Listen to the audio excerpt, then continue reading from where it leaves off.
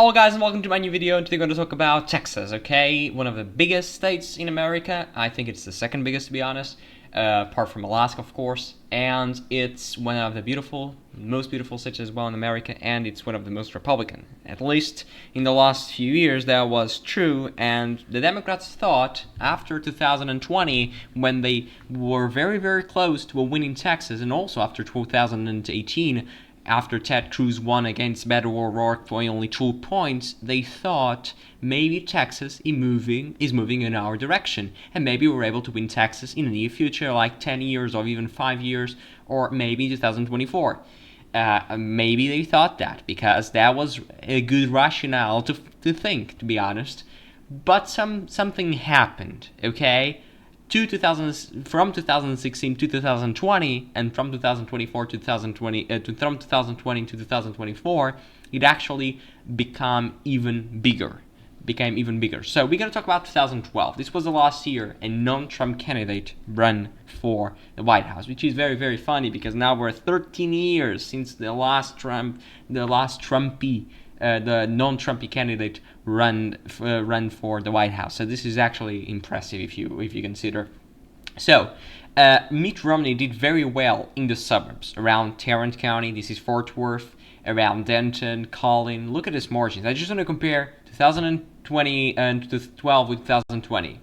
Or 2018, no matter which one. So we got Tarrant County 16, and 2018 it was only the Democrats actually won it by 0.7. So you go, for example, to Denton County, 32 points, not even 10. So you saw a very big swing in the suburbs. That was expected, okay? I said that multiple times. It's the problem of the Republican Party right now. It's not able to catch white, college-educated voters. White women, they're not able to catch those people, at least right now in the Trump era. That was what happened. And the Republicans were actually very friendly with the suburbs. For example, I just want to do a slightly they were doing great here in the suburbs of Loudoun and Prince William, but in Virginia, but it doesn't matter right now. In Texas, you also got a swing in Williamson County, in Hayes County, and in Fort Bend County, for example. Obama lost this by about 6, and now in 2018, O'Rourke won this by 12, and now in 2024, this was a win only by 2. So you're actually seeing the subs shifting a little bit for the Republicans in the last few years, but now this actually everything changed in 2025. So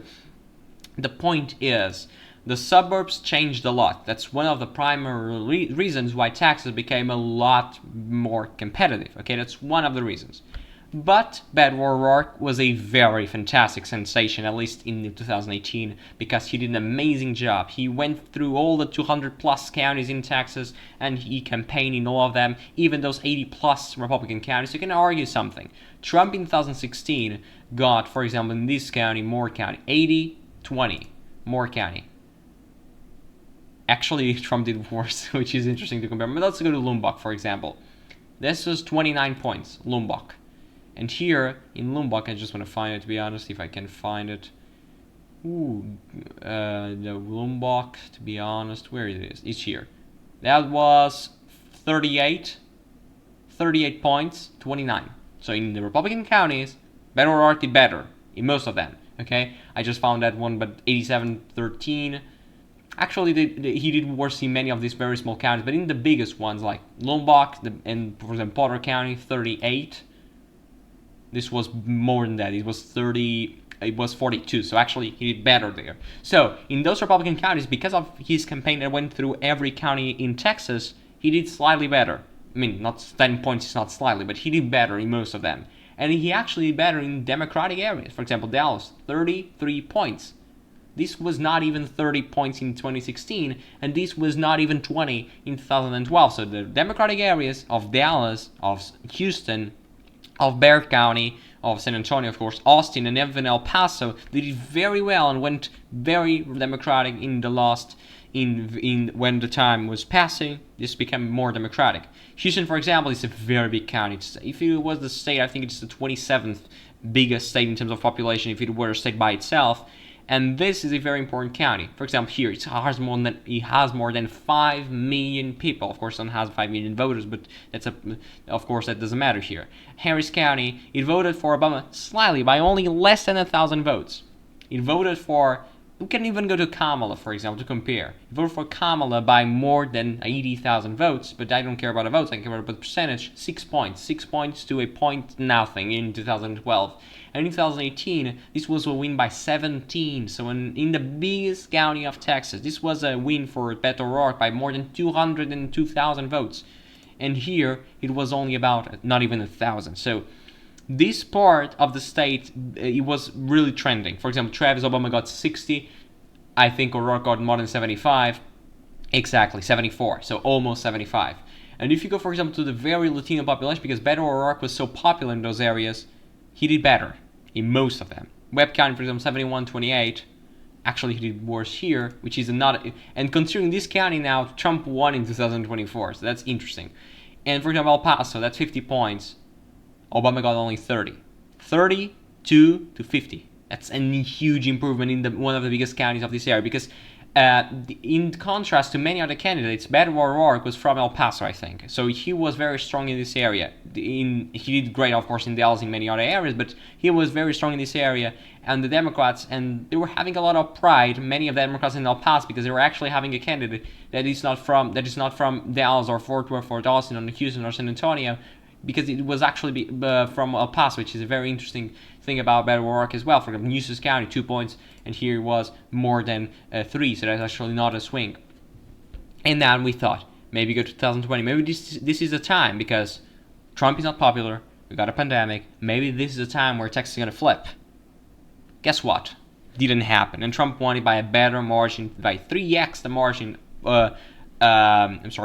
Ted Cruz won in 2018, so he did better, okay? Then, of course, better than Cruz, but he did worse in many of these the Republican suburbs. So that was actually one of the signs that Trump was doing even worse than many previous Republicans. So Collin County, 4 points.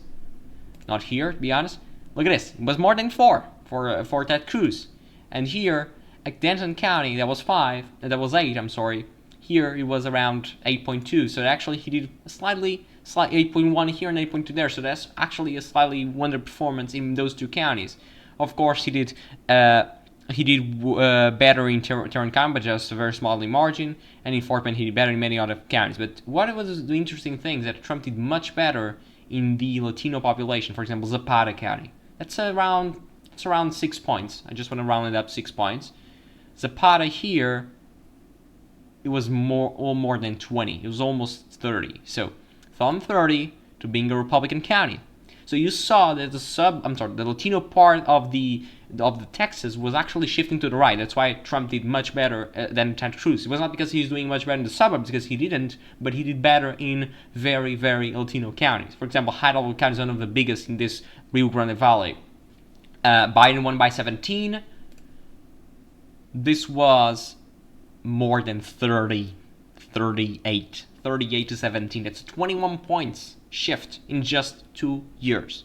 And then we got 2024. The Democrat says, of course, not going to win Texas this time, but at least we can make it the same competitiveness as it was in 2020, because it's a state that has been trending blue, and now it's going to trend blue the same way, but the country is going to trend red, so we're actually going to look at the same margin. We're going to lose Texas by around 6 to 8. No, you lost by 14. Why? Because you did worse in many of the previous Republican counties. The Republicans did better in the suburbs this time, because we're not in government, of course. They did better in Harris County, for example. Very important for Biden to be much more competitive in Texas now. Gone. And they did better in the Latino part of Texas. For example, I'm just going to talk about Hidalgo County. They won by 3, Hidalgo County, Trump. Whereas this was a win by more than 38 points for Beto O'Rourke. So this was actually one of the main blowouts of the Democratic campaign, not only in Texas, but across the state. Latinos, Latino. And now could be a problem for the next midterms, also in Texas, and many of the new map that Texas is now putting in play. This could be very, very interesting. We're going to watch. This is going to be lots of fun, okay, in the next few years, because this is going to be an amazing, I would say just this. It's going to be an amazing election. I suspect that will be. We'll see if the Democrats can actually deliver again as they did this year, and if the Latino population is actually returning back to the Democratic Party as it did, at least so far, in 2025. If it can continue to replicate, and whether Texas can actually become a blue state in the next few years. At least right now, I don't see any signs, to be honest. I saw that many of the Democrats seat in the past 2 years now he has been completely destroyed by Kamala, not by herself indeed, but it was mostly by the Democratic Party, and now we'll see if they can actually build this up again and we can actually see some progress. So guys, this was the video. I hope you all liked the video. Don't forget to subscribe and leave your like, and we'll see you very, very soon in the next video. Thank you.